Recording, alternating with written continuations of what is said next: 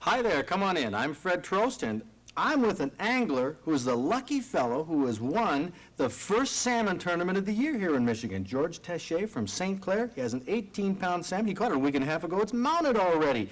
You're going to hear all about it in just a moment because it's Thursday night and time for Michigan Outdoors.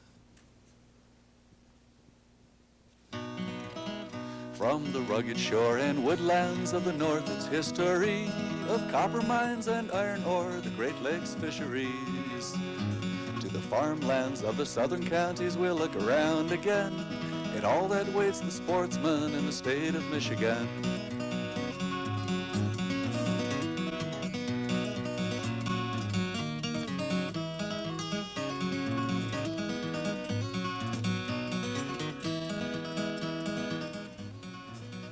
Well, here's the trophy that you won, George, the River Crab St. Clair Tournament, 1982, the Salmon Stakes.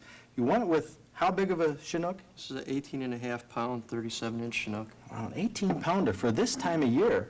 That's great, 18 pounds. You know, if you would have let this little fellow live until next August or September. Yeah, he'd have been more fun then. He'd been about 30 pounds or more for sure. Oh, that's really something.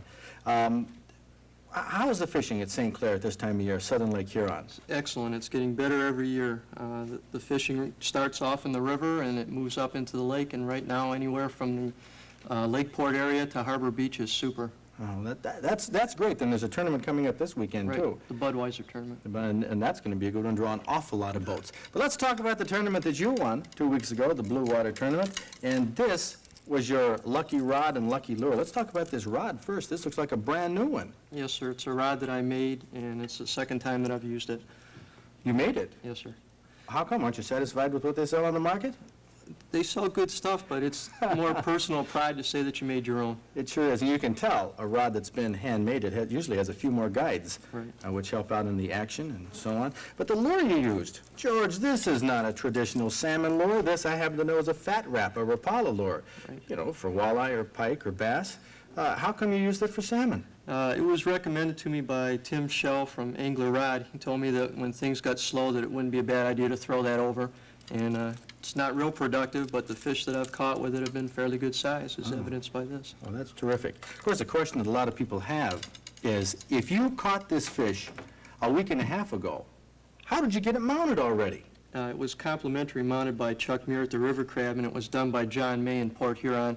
He knew it was going to be used on the show, so he Hurried up a little bit. Right. Well, that's great. An 18-pound Chinook salmon. George Teche, you're the winner of the first 1982 salmon tournament here in Michigan. That's great. Well, congratulations. Thanks for sharing that fish with us, George.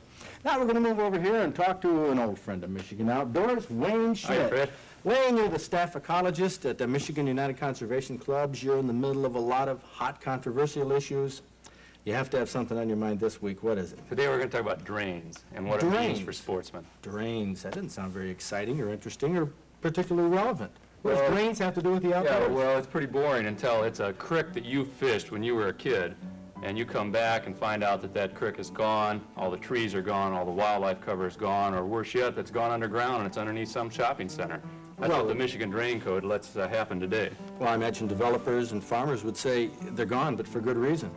Well, that's what they'd say. Their idea is single purpose. That's to get the water off their land and downstream as fast as possible. And there's some awful environmental insults happen in the process. Well, we've seen this a lot, especially in southern Michigan, the dredging and the bulldozing around streams and creeks. But I imagine a lot of people say, well, what's the difference? These little creeks weren't worth much anyway. Well, sometimes they're the only wildlife habitat left in urban areas, on the outskirts of town, or in some intensively farmed areas. And the problem is we need drainage, but there's good ways and bad ways to go about getting drainage accomplished. You don't have to go through and rip out all the trees on both sides of the banks. Well, You why do can they do that? revegetate. Why do they do it? Well, that's a good question. I guess the main reason is that the Michigan Drain Code allows it to happen, and it's, of course, the cheapest way to do things in most cases. And a lot of times people just don't think about it. Drain commissioners aren't sensitive to it. Contractors aren't sensitive to the environment. Well, the Drain Code, as it's written here, as amended in 1956, there's a lot of 1956, pages. it's been amended for the last 120 years, and today it's just a mishmash that no one can really understand except maybe some attorneys that are working for contractors and drain commissioners. Okay, how does a little creek get turned into a drainage ditch? Someone decides that they want to speed the water off their land, so they petition a county drain commissioner to have some work done, called a clean out or a channelization or what have you. That petition, then the drain commissioner will appoint a 3-member board. They hear comments from the community. If those 3 members decide that this work needs to be done, everyone in the watershed is assessed for the work, and off it goes. You mean assessed through their taxes? Yeah, special assessment. But they don't vote on it? No, they don't vote. Does the DNR check out the drain? In most cases, not. If it was drains established before 1972, which are most of the streams in southern Michigan. Well, here, we have some shots here of a drain that is right down the road from where I live in East Lansing, the Raimi Chandler drain. And this, not too long ago, was a drain that had, I'd say, been rehabilitated to a large degree. Muskrats in there. Right. This was to drain some muck land, and in order to improve drainage for the expanding suburban area, this is what happened to it. And that's what it looks like now. There's not an animal, a creature that can live along. There's no cover. The muskrat are gone, the fish are gone, there's just no pheasant habitat left. This is a real classic, this slide here up in Clinton County. This was Stony Creek at one time. Now it's just a sterile ditch full of mud, clogging up with erosion coming off the banks. All the fish and wildlife cover is completely gone.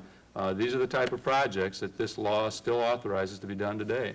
Okay, and that turns them into drains. And of course, you've written articles for Michigan Out of Doors magazine, which we can send you folks, if you'd like it, with some detailed background on the drain law, the drain code as it stands, and of course, as it's proposed to be changed. There is an alternative. House Bill 5424, introduced by Representative Michael Bush, is now in the legislature. It's a complicated piece of law. It's 108 pages long.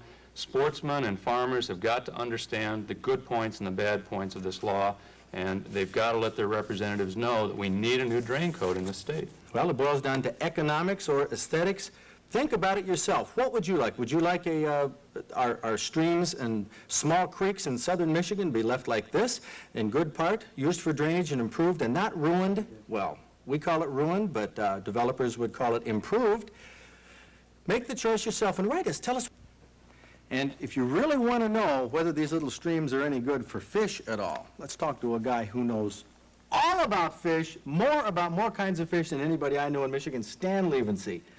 Stan? Thank you, Fred, for the confidence. Well, confidence. I've been fishing with you a number of times and for a number of species of fish. And really, you've been a fish biologist for how many years? The DNR? Well, I've been in combination working with fish for 40 years. Intensively working with fish and an awful lot of fishing. This man has promoted fishing. He's an exciting guy to talk to, as you're going to hear about in a minute. But just comment for a second on these little creeks and streams throughout southern Michigan especially. Are they really worth anything for fish? Well, they're very vital in the food chain, and they make a big contribution to the total picture. That very definitely they're What do very they precious contribute? to the total. Like Pike, for example, it opens this Saturday. Well, they contribute a base for the pike to spawn in, an area for pike spawning, and they contribute the forage fish that are in the food chain of the pike. A lot of the minnows and things that they eat will Sure, grow in and other fishes as well. So they are very vital to the total picture. Let's go pike fishing with you right now, Stan. Let's go down on the That's a lot of Kalamazoo fun. River. Yeah, we did this a couple years ago. Went with Rick Hirschner. This is typical pike habitat. You bet it is. You notice all the swampy land, the cattails and so forth. The lower Kalamazoo River is just excellent pike habitat. We're heading up to Silver Lake, which is just a couple miles upstream from Douglas. And Well, there's a number of ways that we fished that day. In fact, we spent 2 days fishing for pike. We were trolling, we were using live bait, we were using lures, casting, a lot of different techniques and methods. So sort of talk us through the primers here for pike season, Stan. well, we're starting May 15th, this Saturday, which is a little bit early water temperature-wise as a rule. When you are a little leery about your water temperature, it's a good idea to start out with bait, such as a live sucker, and still fish it, or slow troll it on a line back of a boat. And by the way, I'd rather have a rowboat than a motorboat for this, because you go slow when it's live bait. Well, the teeth on a pike, they're vicious teeth, and that's why most anglers go with the wire leader, but you just tied your lures on straight onto the monofilament line. This is a good point for argument amongst pike fishermen. I choose the monofilament way, using about 20-pound test monofilament, which will stand some scratches from the very pointed teeth of pike. And there's a nice bunch of spoons. But the wire leader is argued by a lot that fish just don't bite through it. But I think if you use the 20-pound test monofilament and cut it off after you catch a fish and renew it again, you're in good shape. Okay, well, speaking of the lures for pike, before we get onto live bait, the lures for pike always seem to imitate minnows. Pikey minnows, daredevils, spoon spinners. That's true. The pike are definitely a fish eater, predominantly a fish eater. So it's you're imitating the small fishes, which are their food fish. And the spoon does a real nice job of this. And the small fish live in the weeds. Very definitely, and this helps the pike to hide from the little fish so that they're unsuspected when a pike suddenly lurches out at them. And so they like to lay in the weeds as long as water temperature allows. Of course, that's the key to it. Pike are near or in the weeds. So you either fish up into the weeds, into the pockets, or along the edges. And pike will leave edges and hang out outside the weeds as well. But it's not nearly as common. The best way to do it is by the weeds. Now, Rick there is using a spinning reel, open face spinning, but you use the old bait casting. The spinning outfit will do the job, but to me, the bait casting rod and bait casting way is better from the standpoint you can be more accurate. And the manufacturers have done wonders with a casting reel today and the rods. A good stout rod helps you to dig that lure in, and with that mouthful of teeth, you really got to set the hook hard in order to dig the hook in. A spinning outfit is not going to land as many fish as a bait casting outfit will. And of course, if you're not that accurate in your casting and you have a lot of weeds in the area, you might be well advised to go with a weedless lure rather than one with just the bare hooks. Right, it's part of the equipment that you should have. Surprisingly, sometimes you have to cast right up in the weeds, but by the way, don't overlook the bottom weeds in, say, 10, 12 feet of water. They'll lay down in there, and this allows you to go with lures that aren't weedless. What about speed of retrieve? Fast or slow? Again, a lot depends on the season, but generally speaking, pike like a fast lure. Rather, that's when they will be excited to attack, when there's a fast retrieve lure. It's a very good technique. If you're fishing bait, on the other hand, you can go along slow. And what about time of day? Pike You have to get out there early, daybreak? Unfortunately, with pike, he's the fish or feeds the most between 10 and 2 o'clock in the afternoon. So you can sleep in, Fred, and go out in the middle of the day. Or you could catch some early morning trout fishing or something and go pike That's fishing right. in the middle of the day. Sure can. But that is one nice thing that people overlook about pike.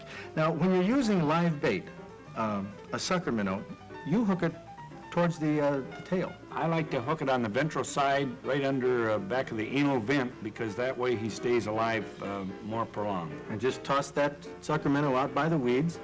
Trolling, likewise, along the weed beds. If you're going to roll troll, for instance, then I like to hook it in the lips. This is when you bobber fish and the sucker's allowed to swim around. Okay, but trolling along the weed beds is another way you can go, using lures or using a row trolling with sucker minnows. One of the best pike fishermen I saw used a fly rod and a fly line with a 20-pound test leader and roll trolled a sucker. It's a very effective technique. Boy, that would be a battle. Speaking of battles, let's get into some scraps right now with some northern pike down on the Kalamazoo River. See what this is like. Well, there he goes. He's sort of at the end of his run. A lot of people think, great. Got that one whipped pretty much. Yeah, that's what everybody thinks. They tend to lay along the boat like that. You get them in the net, and what happens? We should caution at this time when you do lift a pike. Their teeth are vicious, also the gill rakers. You don't put your hands up underneath the gills of a northern pike. You really put them to sleep and then get your hook out with the pliers. Yeah, they tend to kick a lot in the boat. Of course, there's another characteristic that pike have, one we're going to see in just a second after we get this on the stringer. It's almost every northern pike that you catch out of a boat is going to do this. When you get him up near the boat, what does he see the shadow and look for safety? It's very typical of a pike to hit hard. When he feels he's hooked, he likes to rush the boat. Right underneath. We'll see it right Right here. underneath the This is classic. There he goes, right underneath the boat. That's where a lot of The answer to that is pick the front end of the boat or the stern of the boat. so you can swing your So you rod swing around. your rod right around. A lot of lines are broken, rods are A lot broken. of rods are broken that way. At that point, that's the critical point with the pike. The best thing of the pike is his vicious strike. He hits it with determination, and boy, it's a jolt. Is Michigan a good state for pike fishing? Michigan has come a long ways in northern pike. We have a lot of pike spawning marshes to help in the management of them. Our water levels have helped in the natural reproduction. We have a terrific high in northern pike in Michigan, especially in northern part of the state in the Upper Peninsula. Well, I think even in southern Michigan, there's a lot of people that fish some of these smaller streams. I know around the Lansing area, pull out some The big Cedar pike. River is surprisingly good. Yes, indeed. Well, that's a stringer of fish that you can catch. We caught 3 or 4 and 5 pounders You out of the bet. Kalamazoo River. Well, And Stan, we had good fights.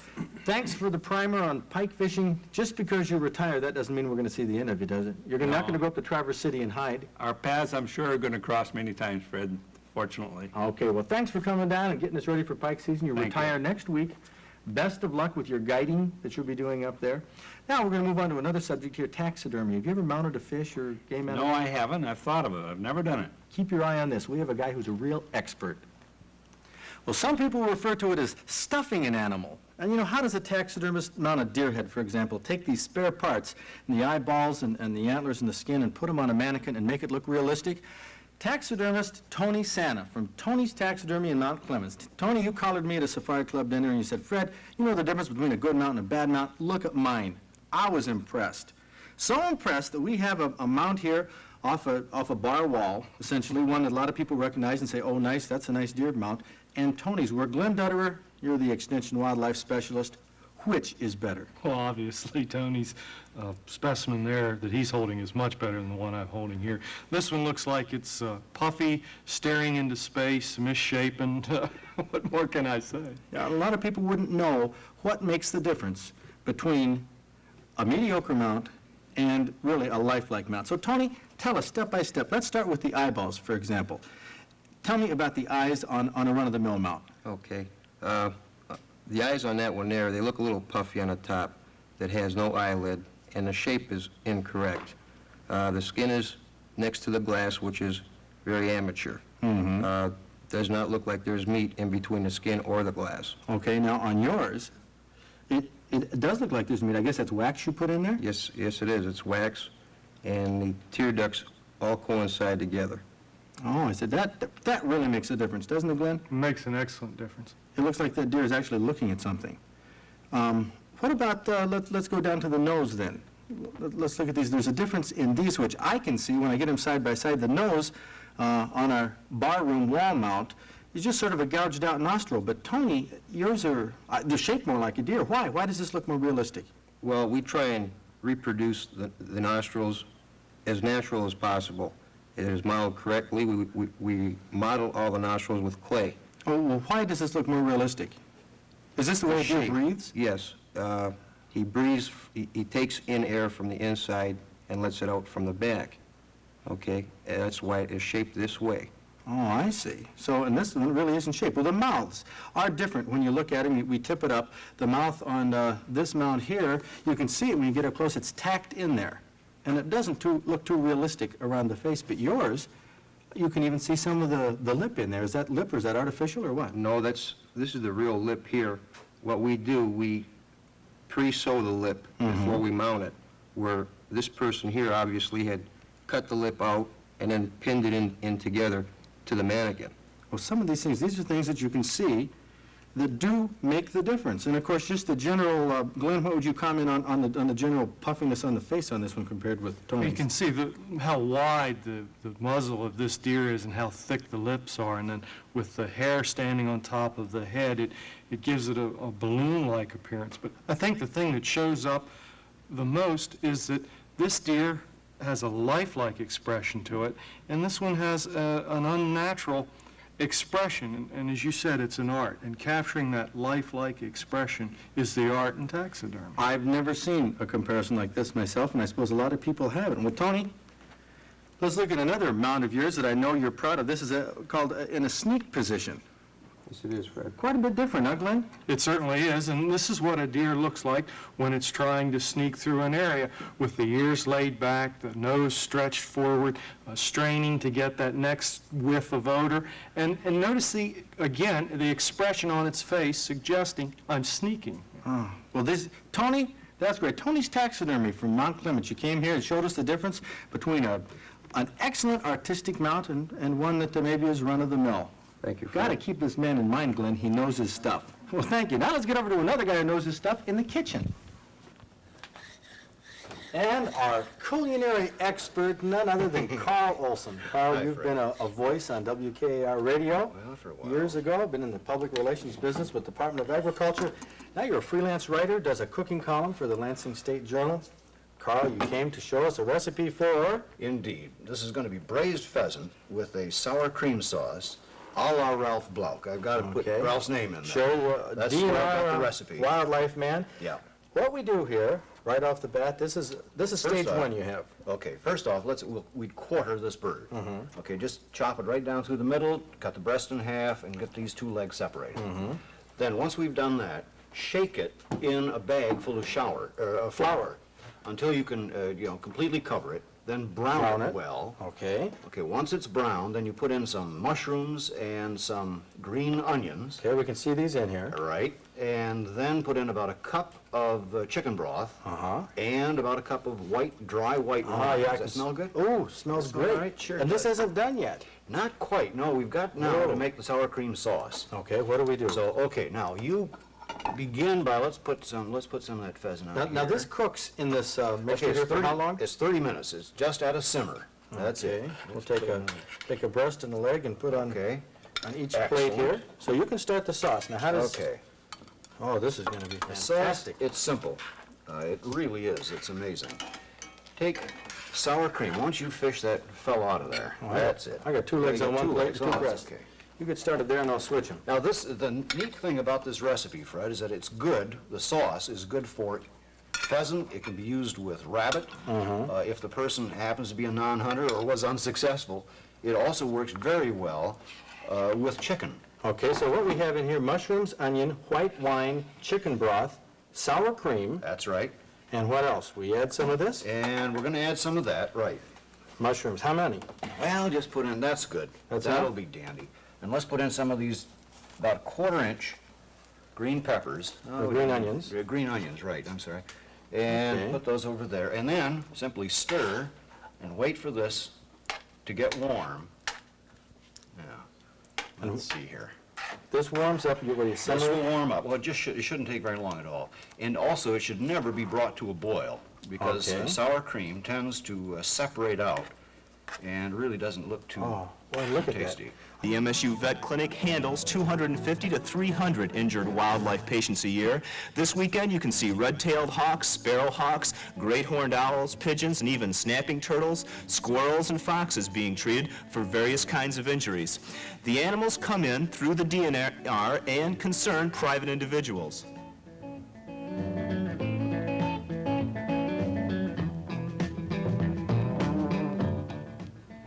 Here, Jim Sikarsky, known far and wide for his work with the animals, handles a red-faced screech owl suffering from parasites and head trauma.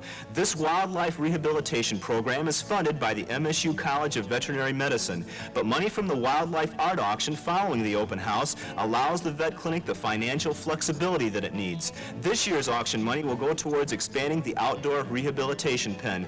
Now, you might guess that before a bird can be released into the wild, it must become acclimated to the outdoors, and that's just what Jim and his students use the pen for.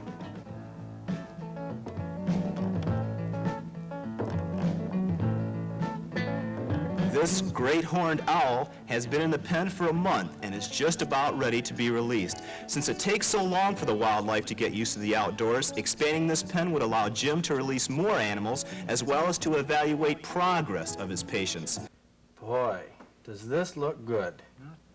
So you pour this over just before you serve it. Right.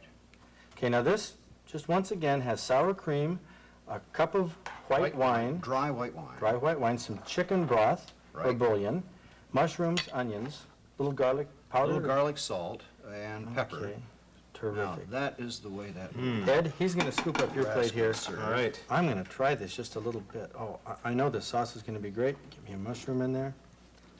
Again, it's the versatility that's neat, but I'll tell you that. Oh, boy. I could spend a lot of time right here finishing this whole thing off.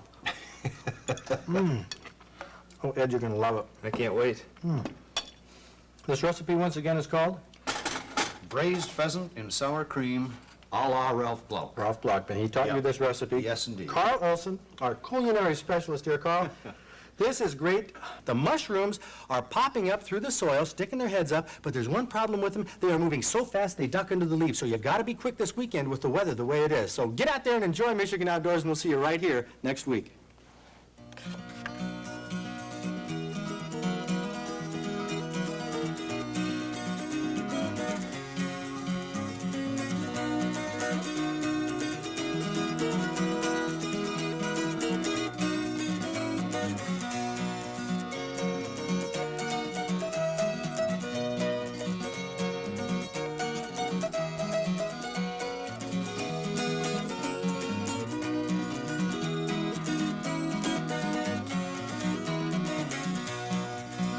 From the rugged shore and woodlands of the north, its history of copper mines and iron ore, the Great Lakes fisheries.